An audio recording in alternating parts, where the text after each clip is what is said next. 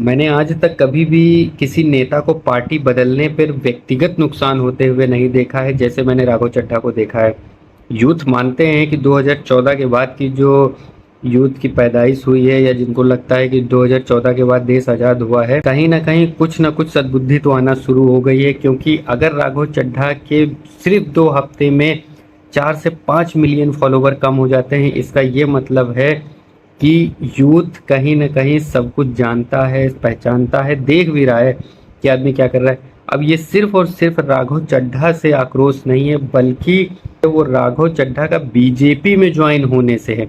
सबको पता है कि बीजेपी कैसी पार्टी है और इसमें लोग शामिल क्यों होते हैं, किस दबाव में होते हैं, सबको पता है। बीजेपी में शामिल होते ही राघव चड्ढा ने बीजेपी के आइडियोलॉजी को भी पकड़ लिया लिस्ट में। ये 2026 के फॉलोवर ये ऑटो फॉलोवर होते हैं जो बढ़ाए जाते हैं। जो ऑटो फॉलोवर बढ़ते हैं, ये बात आप नकार नहीं सकते, क्योंकि सबको पता है कि ऑटो फॉलोवर बढ़ते हैं, सबको पता है, मुझे भी पता है। हर एक इन्फ्लुएंसर जानता है कि फॉलोवर्स बढ़ाए जा सकते हैं। सेम वही चीज़ राघव चड्ढा ने भी शुरू कर दिया। अब मैंने आपको बोला था कि राघव चड्ढा के कम से कम 4 से 5 मिलियन फॉलोवर्स कम हुए हैं, जो एक इन्फ्लुएंसर अपने पूरे जीवन में नहीं कमा पाता है।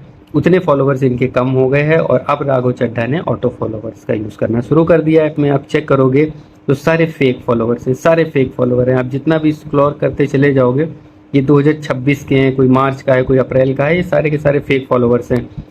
तो कहीं ना कहीं यूथ जानता है कि बीजेपी हटाओ और देश बचाओ।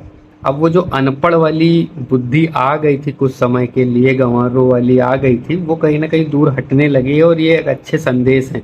कई हमारे दोस्त भी इस बीच में बदल चुके हैं, उनके भी जो मानसिकता थी उसमें भी परिवर्तन देखने को मिल रहा है। जो जिनको अब समझ में आने लगा है कि भाई वाकई में हमने जो गलती की है उसका भुगतान काफ़ी कुछ हद तक के मिल चुका है। तो